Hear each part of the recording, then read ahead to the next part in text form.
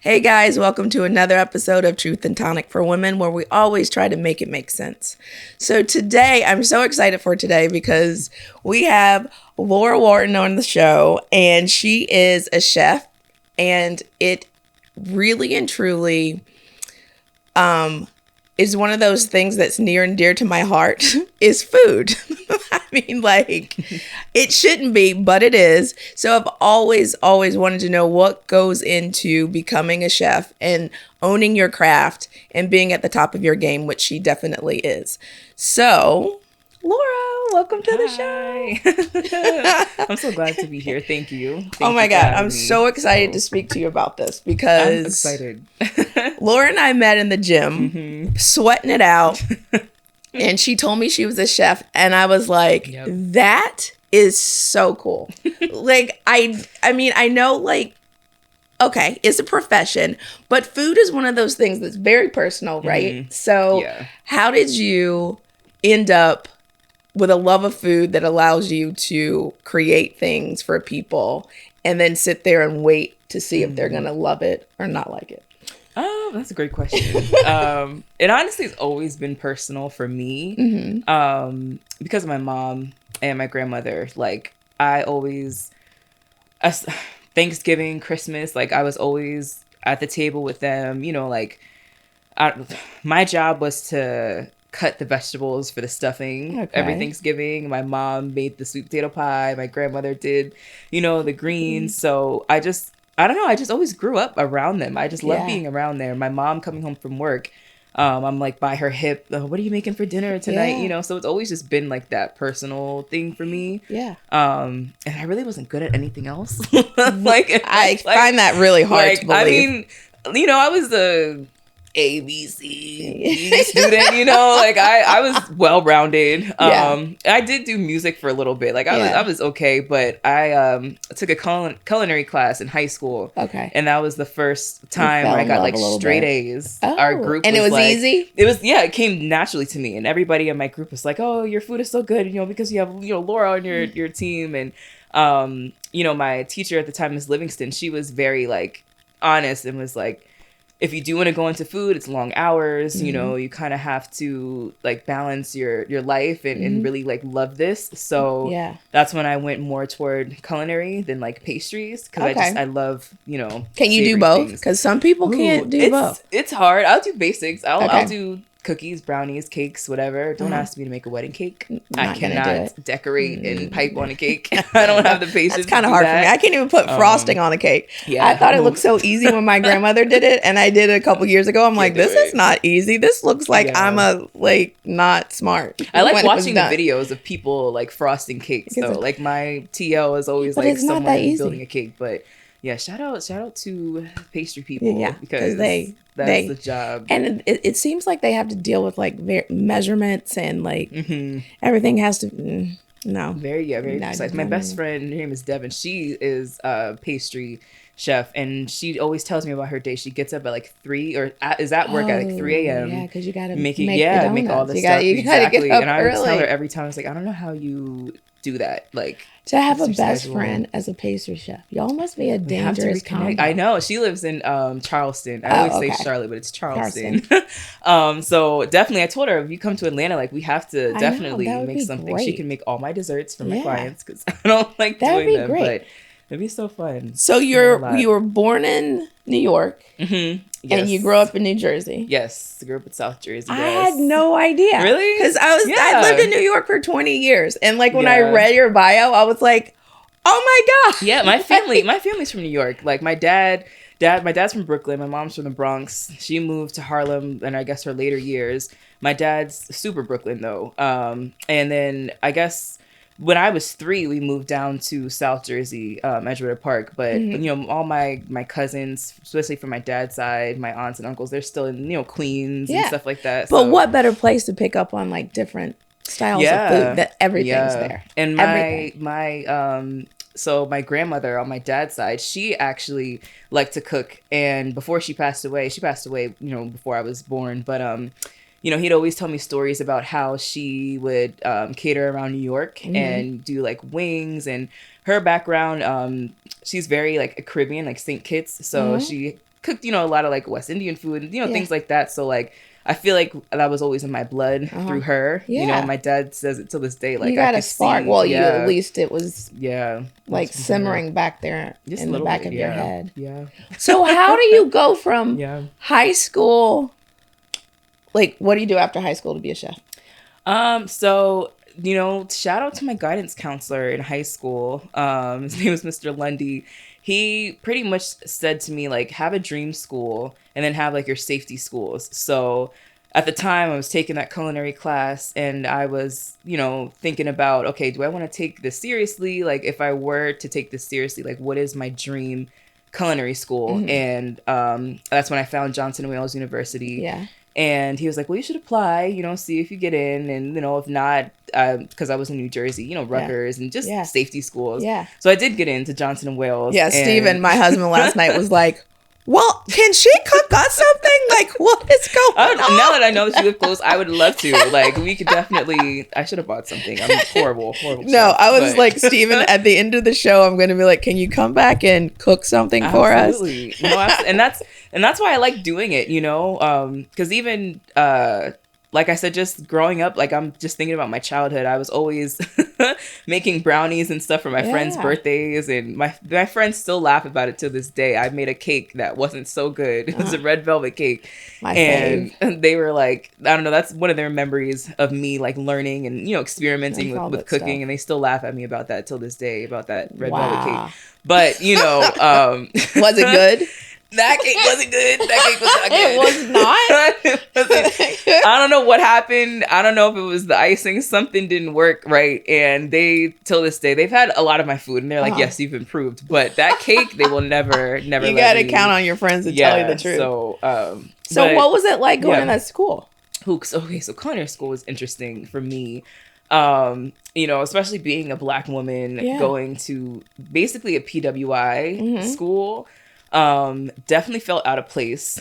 My freshman year, it was so Johnson & Wales, I think, is the best school where you can be well-rounded. There's sports, athletics, and different things, and then you could do culinary. It's not really like strictly culinary 24/7, so I like that. But when it is, we had labs that were from 7 a.m. to 1 p.m. and you had to dress in full chef uniform. So the hat, the jacket had to be ironed a certain way, the pants ironed a certain way, and 7 a.m. This is a new state because I went to school in Rhode Island. Like new state, far from home, like having to stay on top of all this. It was very overwhelming. But I think just again, I was just good at it, it was something that just kind of came easy to me, and I really just decided to focus on, okay, let me just stick this out, see how far I go. I met some really good people, through, my classmates and stuff that became, my college friends. So I just think the first year was very are there exams for like culinary school? Yes. So, there's a meme that goes around where it's like, oh, we have spaghetti due at 11 a.m. Like that's literally really? We have like, a talk about, I don't know, let's say we're learning about soup today, right? And we'll talk about different soups around the world, and maybe the soup of the day is like chicken noodle. So, okay, we have 2 hours to make a good chicken noodle soup, and we're graded, on flavor, presentation, knife skills. So how you're cutting your vegetables. There's certain ways that people do it. But like, I'm 11 o'clock, totally jealous. I didn't know anything like that was out there. Oh yeah. Yeah. And then even when we're doing fantastic. Like basics, lots of mashed potatoes. You cut a lot of potatoes, a lot of carrots, a lot of things like that. French fries. But a lot of fries, a lot of basics, I will say. Do you gain weight in culinary school? Because I feel like I would gain a lot of weight, especially as a freshman. Anyway, you're gonna put on some weight. Well, see, freshman year I was scared to gain weight, so I was in the gym like every day. Like freshman 15, that was just in general. I was like, I'm not doing that now. When we know my gym journey, it's caught up to me a little bit. It's caught up to me. But then you were fine. Then back then, because I was so scared. And I just think because the school was so active, like I was constantly walking. We had 2 campuses there. So, it was just a lot of walking, a lot on my feet. So I think I naturally got a lot of steps in college, Yeah. But Yeah, caught up to me. Well, I think weight catches up to all of us. Ooh. I was just wondering if I was like in that situation that I would be like, French fries? Of course. Yeah. French fries? I mean, of course. We ate everything. And I liked having friends that were also chefs too, because I mean, we did struggle. Everyone had a different flair. Yeah. We struggled in college, but like we didn't really struggle because, you know, when there was no food, something. Right? We're all in the pantry, like, okay, we have this. Like my best friend Savannah, she was always making, you know, Puerto Rican food. Oh my gosh. Nice. So like pastelito, she was in there making the doughs and the rice, and it's like that's what we ate 4 o'clock in the morning. You know, so school was fun for me. Yeah, I love college. I had a lot of fun in college. Loved college so much. But after I got out of my head a little bit and I met, you know, my friends, it just got really comfortable. You know. Yeah. So is your final exam like senior year about cooking? So Johnson Wales, they split their courses up into like trimesters. I don't think they do it anymore. I think they switch now to semesters. But I think pretty much everything. Yeah, I think now everyone's semesters. But back then we had trimesters. So we used to have, I think, 5 or 6 classes in like 11 weeks for like 9 days straight. And each class was like a different course, I guess. So like, you know, we'll have, I don't know, a knife cutting class, you know, things about cooking with your senses. We'll have like a product identification class, and at the end of every class we'll have a final. Basically it's like a crash course of everything you learned, and then you kind of move on to the next subject. I think my senior year we did have like that core class that you had to pass in order to graduate, and that basically was like you and a team ran your own restaurant. Oh, that sounds like fun. Yeah, it was like a bistro class. And you pretty much, your team came up with the menu. You had front of the house staff, back of the house staff. Just, you know, everybody had a job to do, and for that time period, you had to like run your whole service. So can't remember what we made. Man, it's aging me a little bit, but it was really fun. It was really fun. It was fun. After graduation, what do you do? Do you go like to your local well, see, Applebee's? Like, what do you do? See, no, I mean, COVID. I graduated during COVID, so that just completely must have been crazy. Yeah, that threw like a wrench into like every plan that I ever had. Wow. COVID was rough. Like what was your plan if COVID had not? So if COVID didn't happen, I was planning to, you know, to stay in Rhode Island and hopefully, I don't know, work with the school to get like a job or something. Because I didn't really know what was out there. But like Johnson Wales is really good at helping, you know, alumni like find jobs, and they're really well connected with a lot of like restaurants and stuff. Or just go back to some of my old internships, because that's a requirement in our school. We had to do an internship. So I interned, you know, in Miami. I even studied abroad a little bit. So I was like, okay, maybe I'll go and see. Yeah, we're going to have to talk about this French we'll abroadness. Talk about that. But COVID happened in March, so I didn't even really get to graduate. That was like literally the end of my senior year. Kicked everybody out. Everyone had to go online at home. Yeah, I got my doctorate there. I didn't walk either. Yeah. I went to school and didn't receive anything. And I think that kind of like messed with me a little bit mentally, because I just didn't feel like I finished. Yeah. You know, like all this work and all this time I did, I was like, I know exactly. Even still, this was 5 years ago, and I still just feel like, you know what I mean? So that was wild. And I think, you know, going back home, they really did. And I think of the people too, like high schoolers, no prom, no you know what I mean? Yeah. It's like, I think, and that rite of passage was like missed. It was, and that was a really big moment. But I'm like, everybody else experienced the same thing, so it's like, you know, that's kind of comforting in a sense. But like, you know, I went to school all 4 years out of state, and then coming back home, living with my family, that was a lot, you know? Yeah. So it was just like, I just felt like backwards. So I was like, well, let me start from square one. I was like, maybe let me look at jobs. And I moved back to Rhode Island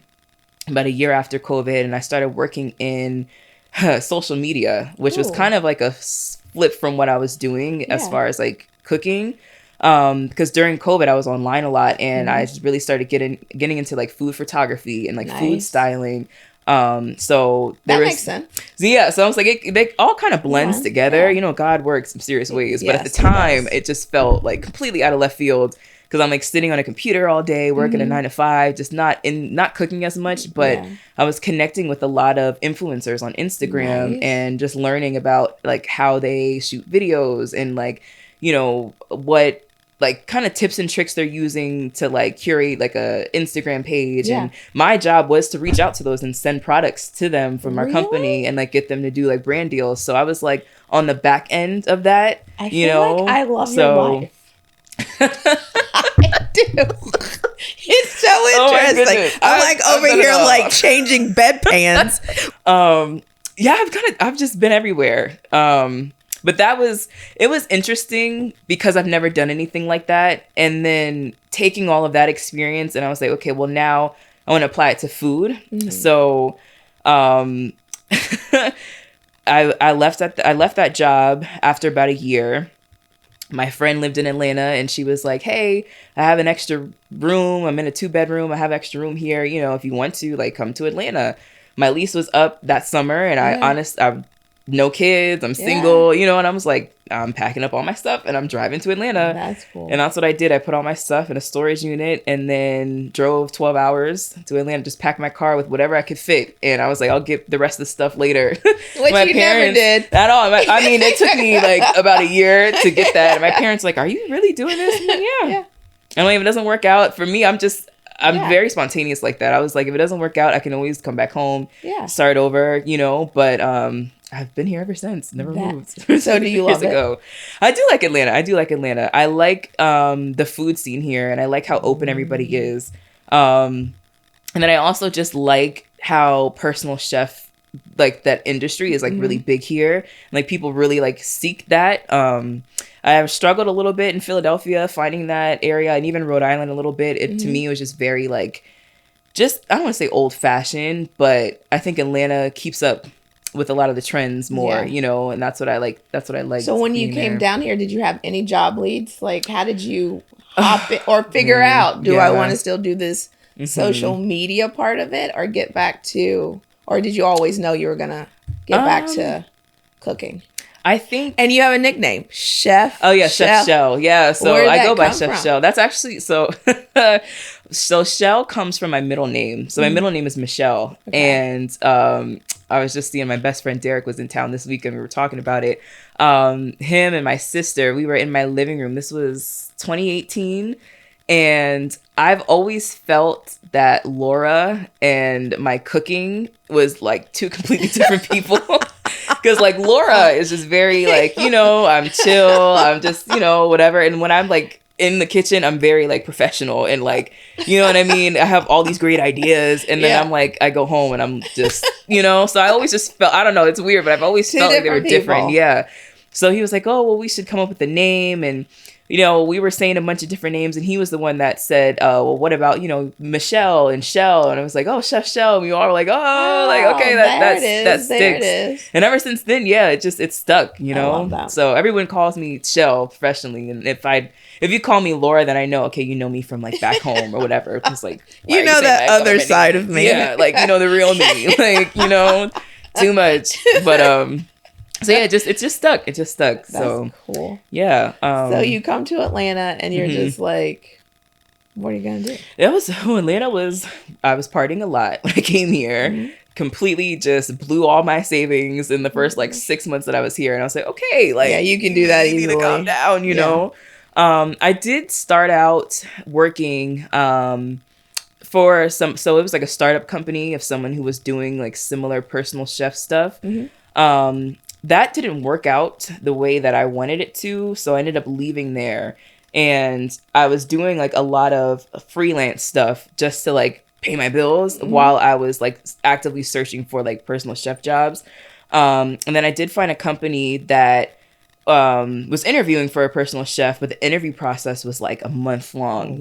They really go in depth into your life. You can't just be anybody off the street. You're working with very like high clientele people. They want to make sure you actually know how to cook. Can you fit with, the culture that they had? So that took a long time, but I did eventually get hired there. Nice. And I was working there for about a year and a half and until I was like, I can do this on my own, And so what was that? Now, was that like, I like to say, yesterday I had a guest on and we were talking about divine intervention. Was that thing that you said, I can do this? Because most people have that thing that says, you're not capable, you don't have the money, what do you, no one's gonna like that, like, what are you doing, you're stupid. How did you not have those voices? I did a lot. I'm not even gonna lie. And so how'd you get through it? I just think, honestly, my clients were really, I still have the same families that I've had when I kind of started, and they were the ones that were like,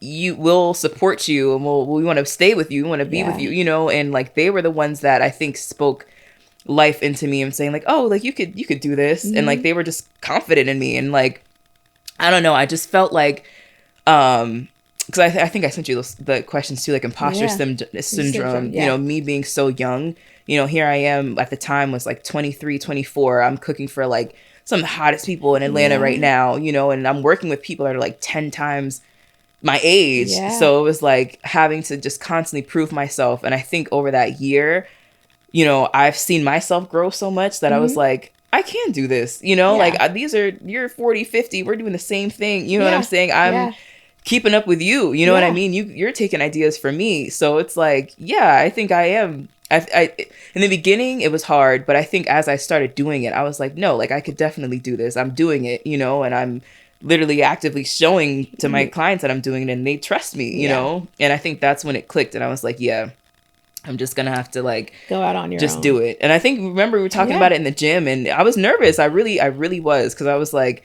I've tried it before in New Jersey a little bit. My sister was a DJ, and I used to cater her events, but I didn't know what I was doing when it came to business or anything. So I'm so thankful. I have a business manager. Her name is Emily. And we met, you know, through my last job, and she has just been a saving grace as far as somebody to bounce ideas off of, and like really just say, no, like, don't worry, just cook. I'm going to handle everything else kind of thing. And she does. Great. Yes. And I love her. Shout out Emily. You know? Shout her out. So basically, believing in yourself and a tribe around you has propelled you to be doing this thing that you love to do, going out on your own, coming from another state, just pack stuff in your car. Literally. Like, hop out of the car and like, I'm here. And my family too. Like, because we're very like close knit. It's just really my immediate family, my mom, my dad, my sister, my brother, and my grandmother. And that's kind of how we've always been, you know. But as I was going through this journey, you know, my aunts and uncles and cousins, they were really like supporting me, like, no, like go and do it. And just saying how like brave I was. And I think just that bond, you know, like really just inspired me too, because I'm always one of those people, like if I'm getting all this like pressure and things aren't working, I'm not gonna do it, you know. But this is the one thing, like, okay, I'm gonna pack my car and I'm gonna leave. My aunt's like, oh yeah, come stay with me on your way down. She lives in Virginia, you know. And it just, things were just working, and you know, it was just working, and I really was like, honestly, just trusting God, you know. And I always say to my sister, like, just having faith that you can do things, you know, because there are so many times, like even when I got here, I was like, I have no idea how or what I'm going to do, but I'm here. If you didn't want me here, you wouldn't have me here. You know what I mean? So, and that really was like kind of just how I thought. I don't know if it's crazy to think that way. I've been reading a lot about, like, we call it faith. And I've been reading about how when it comes to manifestation, that it's, you know, your final destination, right? You want to be a personal chef, and you don't know how to get there. But if you do these small steps every day, like get in the car and drive to Atlanta, stay on with your aunt all the way, like, you know, go out with your friends, have fun, but, you know, putting your one foot in front of the other, you eventually get to where you're supposed to go, because you're trusting in something that you can't see, which is, that's faith of a mustard seed. And, you know, so back to college, my freshman year, I had a chef. His name was Chef Oxtolis. He actually passed away a couple of years ago. But he was my very first chef in culinary school. Mind you, I already said I was nervous as all hell, like, you know. And, you know, first day of school, we were going around the class, and he's like introducing everybody, and he's, you know, say your name, where you're from, and like, where do you want to see yourself in 5 years? And I remember when it came to me, you know, at the time, before like influencer culture and like all that was big, like this was like 2016, that wasn't really like a thing. So I remember saying like, oh, well, you know, I want to be, I think I said like a food personality, like somebody who's well-rounded in food and does whatever. And I will never, I will never forget. He was like, well, what the hell is that? And I was like, oh, he's like, well, you're wasting your time, you know, if you're not going into, you know, he was old school, you know, and he's like, you're wasting your time going to culinary school, but, you know, good luck or something. And I was like, wow. Why do you want to he ended up being like that? He ended up being a very nice chef. Like, I knew he was just trying to, like, you know, rustle the freshmen up. But, you know, that always stuck with me because I remember, like, saying that back then. Yeah. And now, like, seeing where I am now, it's like, okay, that's exactly what I wanted to probably happen. Yeah. So are you still doing the social media aspect as well? Oh, so that's crazy. This will probably be my first relaunch back on social media whenever you drop this. Because now it's, again, finding balance. So it's like I took time off of social media to really like lock in and hone in on starting a business. And I think for me, it was really being like personable and like in real time, like making those connections, going out, doing the legwork, you know. So now I'm going to try to like go back to the social media because I do have TikTok and stuff like that. And I had a video that went viral, you know, so it's like I want to get back onto that. But I think I needed to like set this up for me first. Sow the seeds. Yeah, exactly. Yeah. Because no one's ever done this. No one in my family's ever done this before. I mean, like you know? Are making like a roadmap. This is like, I hope that like people listening will be like, oh, I can do that. I certainly have it in the back of my head, but how do I get there? But like you said, you took baby steps. You talked to the right guidance counselor. You pick a couple of schools. You go there. You kind of like. I just always like. I don't take no as an answer. I love to go on like rabbit holes and research things a lot. So it's like, and a lot of people get afraid with that first no. You can't be afraid. Right? Because what do they say that failure is teachable moments, and that you can't be successful unless you fail first. Yeah, I feel, and even doing all this, I mean, it sounds like it all just happened easily. No, I bet, what are the hours like? I was going through, well, so, I mean, at one time, so now, I mean, that I have my own business, I kind of like curate my own hours. Okay. It's like, it's flexible. Some days are like 2 hours. Some days I'll work 12. Some days I'm working, you know, overnights or trying to prep stuff. But like even getting here when you're working for other people and businesses, that was really long hours. Yeah. And even before, at one point I had like 3 jobs that I was working just to save money so I wasn't going underwater, you know. Yeah. I did a bakery in the mornings, and then after that I worked 9 to 5 social media company, and then I came home and I would drive like Uber and Lyft on my way back home to my apartment. Like I mean, hustling. when you talk about hustling, like I was locking in. I was like, I need to like just feel like I could be stable, because even moving to Atlanta, like when I came here, I still had my stuff in storage in Rhode Island. My family was in New Jersey. I just felt like my life was like in 3 different states right now. And I was like, I need to just stop and like, you know what I mean? Yeah.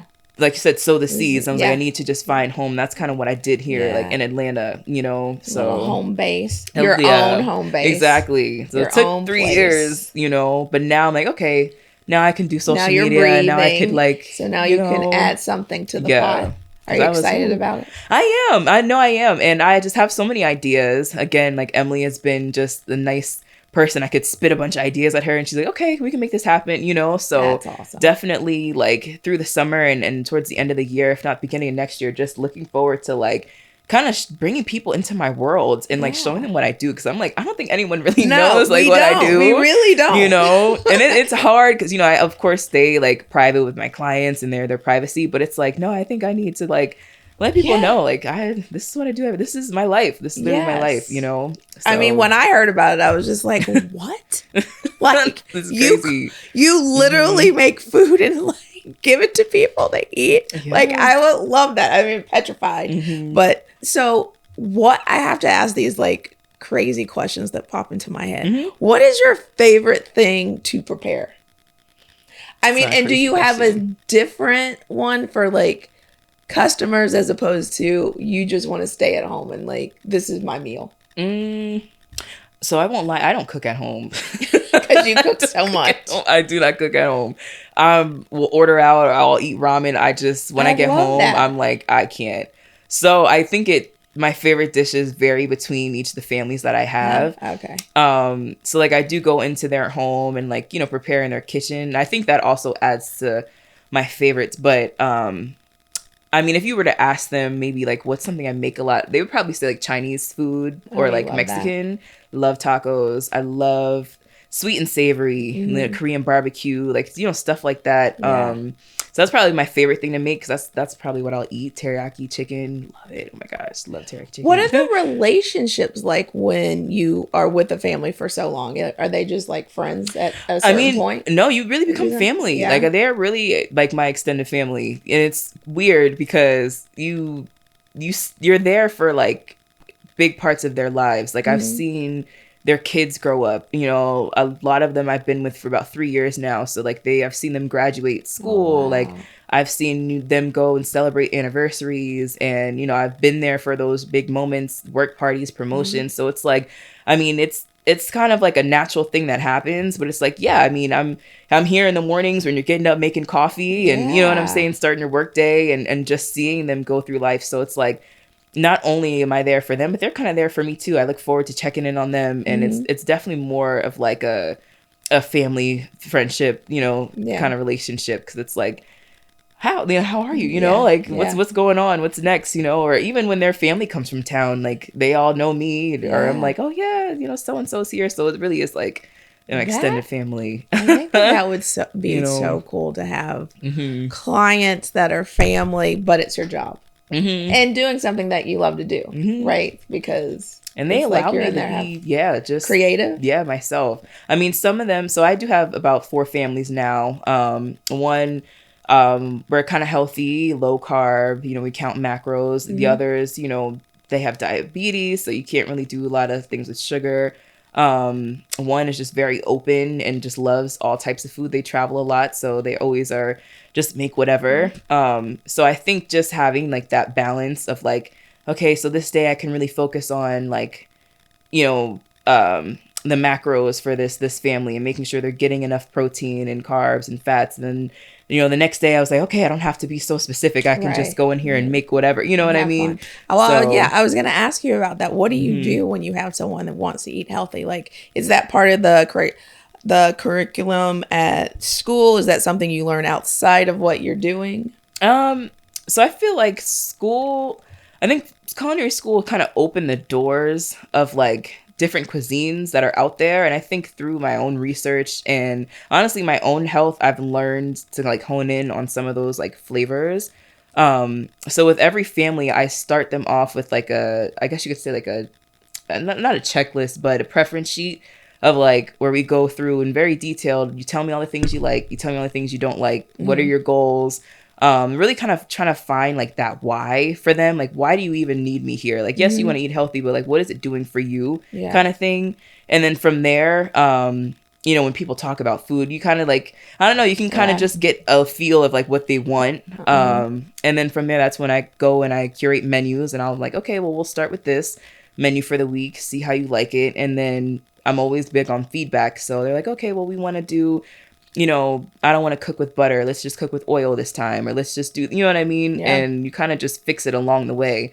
And I feel like maybe about a month or so, you're kind of like, okay, now I know what you like. I know, you know? Yeah. So it's a work in progress. Yeah. I mean, especially now, because you have like vegans, you have keto, you have all the things. Yeah. So you have to be kind of like tuned into all of that. Yeah. You got to kind of stay. And maybe me not being on social media has, I don't want to say taking me away from that, but I do read a lot. Like I read a lot of magazines. You know, I always keep up with the latest trends with my clients too, you know, and seeing, okay, well, what are they looking for? And I think just even going back to I have notes and notes of just so much stuff in my apartment. It's crazy. And just kind of refreshing my mind. Like, I think you always just have to be receptive to learn. I never felt like I was always at the top of my game. You know, even if I have like the biggest clients, I'm still a student. There's something else that I can learn. Something I don't know, or even from other people. They don't even have to be chefs. TikTok, and I think just how homey it feels. Like, you know, I've learned little techniques from people who are like, oh, this is what I do. And I was like, oh, would have never thought about that. You know what I mean? So I think it's just being receptive to like pick up information kind of everywhere, you know, and just like staying on top of that.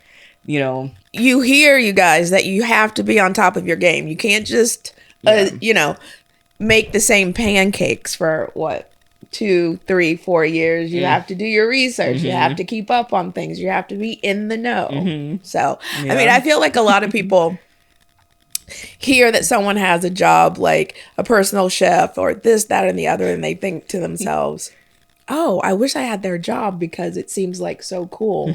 But there's a lot of hard work and intention that comes along with every job that you think is cool. Yeah. It's a lot of work. Yeah. It might be cool, but it's a lot of work. Owning a business is not for everybody. Like, you definitely have to be good with time management. Got to be adaptable, got to be flexible. You kind of have to have a lot of patience. Got to think quick on your feet. A lot of decisions. I mean, kind of wear a lot of hats. You know, you got to get comfortable. You got to be in hats. comfortable around different types of people. Because you're in their home. You know, you're literally in their home. So you don't know what to expect, especially when it's for the first time. You know, it's like, my thing is, I'm like, oh, they're just people, you know, and hopefully they're good people. And they're not mean, no one like kidnaps me. Like, no, right? And, you know, and you never know. Like, some people are crazy, you know. I know that's going into someone else's home. Yeah. Like, that's a lot of trust there. Yeah, and even trust in me too. You know, they gotta hope that I'm sane. You know, because you do have knives. Yeah, right. I have knives, and I know my way around some fire. So it's interesting though. But I think I take a lot of that awkwardness out, and that's where I feel like that's where Shell comes in. Because me, I'm very like, you know, I'm laid back, and I could just put my headphones on and just tune out the world. And then, you know, Shell's like, no, like, how are you? Ew, like, what are you doing? You know, beautiful home, like, you know, walk me around and kind of like lead those conversations. Because, I love that. You know, I feel like everybody should have like a second personality that kind of drives them. I think so. Because I just feel like, I don't know, like, it's just, I don't know. I'm not saying that I can't rely on Laura to be that way, but I just really think that it's just something different. I don't know. It's like, I think it's like Superman. Or like that's Clark my superpower. Kent You know, I would love that. But other than that, Laura is just very, very chill. People think I'm quiet, whatever. But I think that I would think that you were quiet, but I can see my friends are probably laughing. They're like, she's not quiet. She's not quiet.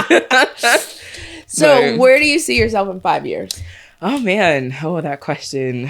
5 years. Well, honestly, I didn't see myself that here. TV personality years, you.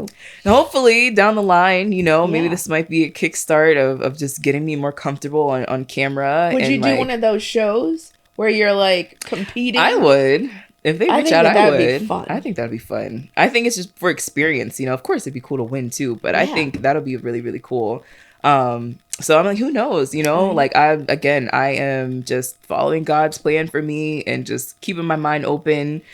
He got me here this far, and I had no idea that I'd be doing this and having the clients that I have and just, you know, the lifestyle. Yeah. Like I had no idea. So, and now getting into social media, you have like two different, I mean, they do parlay with one another, but it's like food over here, social media over here. And then those two combined could be like amazing opportunities. I think so, because I think people need to see my personality. Share your and you can share your things with other people.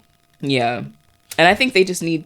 I like my perspective, you know, and I think that's what makes me different, because I know there are a lot of people that do food now, and I just think I have a very unique perspective on things. And again, just how I am, like a lot of chefs don't look like me, you know, and I just think it's important just to be there. Yeah. So it's like that was always the goal in the back of my mind, was just to just be myself, you know, my quirky, weird and whatever. Because, you know, a lot of chefs don't see that, especially chefs that, you know, like to dress. And, you know, I love food, but it's like I also love music. I love fashion. I love, you know, being girly, my hair, my nails, you know. So it's like just more of like a lifestyle, like just literally bringing somebody into my life, you know, and just showing you like, this is what I do. I can't wait to see you blow up on social media. I can't wait to see Chef you know, just everywhere. And my dad, you know, and shout out to my dad, because he's always said that. He was like, you need to be prepared, because when you take this seriously, he's like, you're going to blow up. He's like, you are going to blow up. I feel like he's very, very correct in that assumption. But I really like, I need to, but that's me. Like, I need to get myself straight and be able to take on a lot more work too.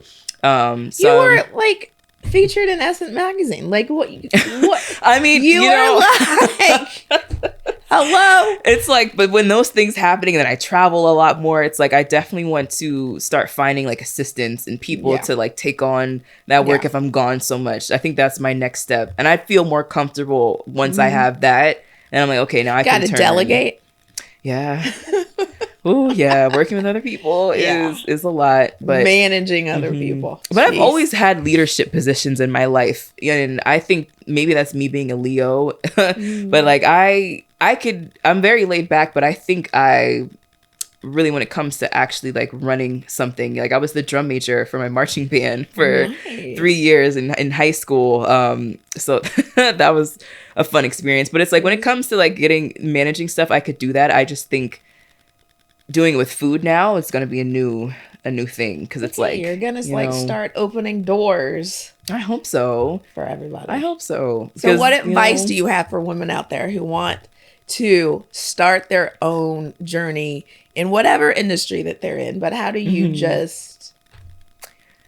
I don't want to sound like Nike, but sometimes you just gotta do it. You just gotta do it. You gotta believe in yourself, for one. And I think you have to trust like your perspective on things, because especially with social media, a lot of things get oversaturated where like people are saying you got to do this way and you got to do this way. But sometimes you don't see it that way. And it's like, trust that the way you see things and your perspective, you're seeing that for a reason. And it's like, always carry that with you through whatever you do, food, music, whatever, sports, whatever it is, you know what I mean? Like, and I think by doing that, like, I think your life will be pretty remarkable. There's really power in believing in yourself. Like, I love that. So it's a hard thing to do, but definitely. But it's that's the key. Yeah. Have the faith and believe in yourself.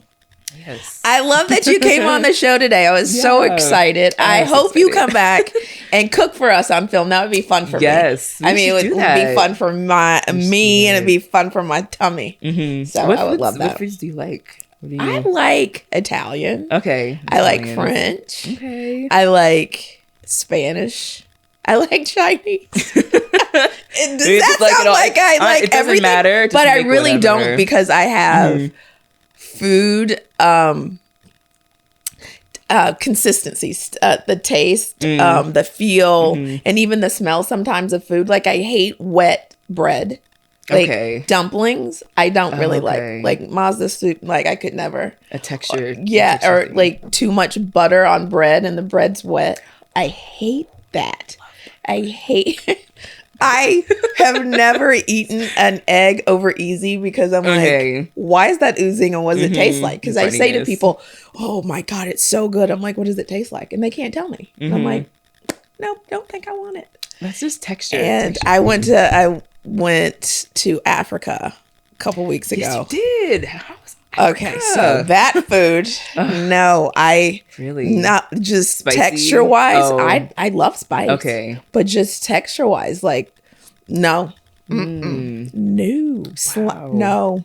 What, like the goosey and fufu and I stuff? just could not. I mean, I got a soup, and it had like things in it that were like rubbery, like that you have to chew, like gristle. Like I was like tripe or something. Yeah, all of that. All of it. And I was just like, no, I don't know. Can I get some grilled fish, please? Okay. Yeah, but their grilled fish was amazing. I tried goat for the first time over there, and that was good. It was spicy. So, yeah, I like a lot of different types of food, but I do definitely have those like I love caviar and oysters, but I won't eat a slimy piece of bread. I can't. Isn't that weird? Honestly, I can't even talk because I don't like cheese. I didn't like cheese until I went to Italy for the first time. Really? And mayonnaise, I literally have to put it on. So I made tuna fish the other day, and usually I use avocado because I don't like mayonnaise. Me too. Oh my goodness. Me too. So I made it for my husband, and he was like, "This is the driest tuna fish," because I was just like, "Bloop, that's enough." I'm the same way. My sister swears my food is so dry, and I was like, "No, I don't want all that. Those condiments sometimes. Like I don't. I like mustard, and I mean, yeah." Mustard.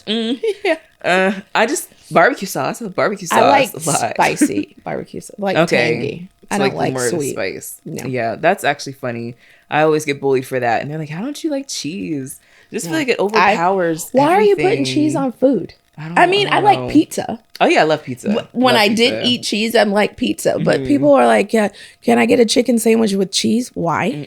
Hamburger? Why do you need a piece of cheese on your hamburger? I'll get extra pickles. Yeah. But onions, barbecue lettuce. sauce. But why? Yeah. I completely agree with you. Wow, I love that. Well, you're going to have to come back on. We're going to have a meal. It's going to be fun. Yeah. I'm so excited for you. I'm so glad that you came. I had no idea all the steps it took to be a chef, and I've always wondered. So I'm so grateful that you came on and let me take a peek into your life. Thank you for having me. Wonderful. Yes. Always inspiring, or trying to inspire women to do everything and all things. So, and I hope we made it make sense today, and you think that you can go out there and start your own business. Well, I should say, don't think it, know it. You can do it. Just what Nike said. Just do it. Just do it. Bye, guys. Thank you for watching Truth and Tonic for Women. If you have any questions, leave a comment and let us know. Also, follow us on social media to interact with the community. Like, comment, subscribe. I'll see you in the next video.